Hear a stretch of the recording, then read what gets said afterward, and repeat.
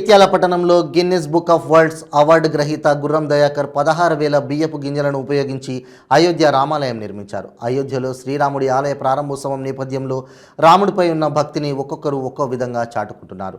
ఎన్నో ఏళ్లుగా ఎదురుచూస్తున్న హిందువుల కళ నెరవేరుతున్న నేపథ్యంలో జగిత్యాల జిల్లాకు చెందిన సూక్ష్మ కళాకారుడు Guinness book of world record గ్రహీత డాక్టర్ గుర్రం దయాకర్ తనదైన శైలిలో 60 గంటలు కష్టపడి 16,000కు పైగా బియ్యపు గింజలు ఉపయోగించి రామమందిర నమూనా నిర్మాణం తయారు చేశారు. 500 ఏళ్ల హిందువుల కళ అయిన అయోధ్య రామమందిర నిర్మాణం నెరవేరడం సంతోషంగా ఉందని దయాకర్ దూరదర్శన్కు తెలిపారు. భారతీయుల కళ నెరవేరుతున్న సందర్భంగా దేశ ప్రధాని నరేంద్ర మోడీ అకుంఠిత దీక్ష వల్ల సాధించుకున్నామని, భారతదేశానికి గర్వకారణం మరియు సనాతన ధర్మం యొక్క గొప్పతనం ప్రపంచ దేశాలకు తెలిసేలా కృషి చేసిన ప్రధానమంత్రి నరేంద్ర మోడీకి ఈ కళాఖండాన్ని ఇవ్వడాన్ని తయారు చేసినట్లు తెలిపారు.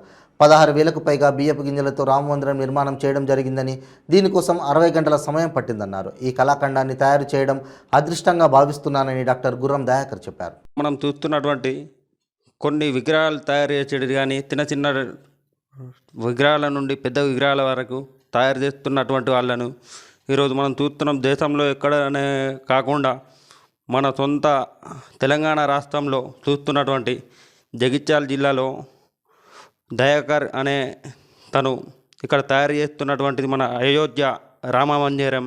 దాని గురించి ఎట్లా తయారు చేశారు వారిని అడిగి తెలుసుకుందాం కాసేపట్లో. దయాకర్ గారు, మీరు ఇక్కడ ఉన్నటువంటి సిచ్యువేషన్లో ఈ రామ మందిరం గురించి మీరు ఏ విధంగా ఆలోచించారు, ఎట్లా తయారు చేయాలనుకున్నారు, ఎన్ని రోజుల నుంచి తయారు చేశారు దీన్ని, దాని గురించి చెప్పండి. నేను దీన్ని గత 15 రోజుల కింద కంప్లీట్ చేశాను.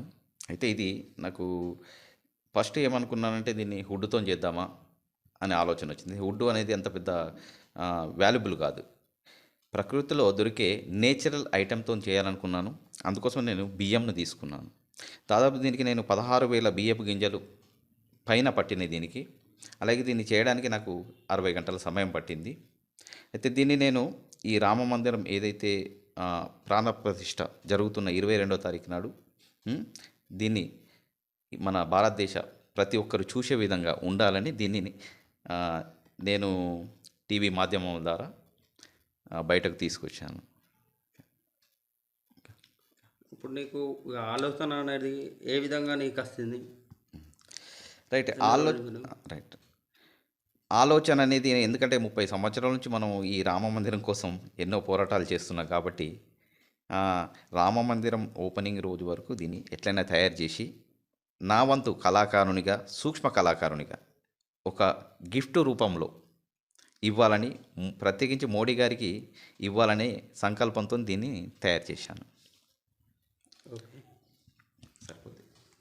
ఈరోజు మనం చూస్తున్నటువంటి వారి మాటల్లో తను తయారు చేస్తున్నటువంటి ఎట్లనైతే ఉన్నదో దాన్ని అడిగి తెలుసుకున్నాం. దాని ద్వారా మన జగిత్యాల జిల్లాలో మనకు ఉండడమే చాలా అదృష్టం. తను దయాకర్ గారికి స్వాగతం. ఓకే.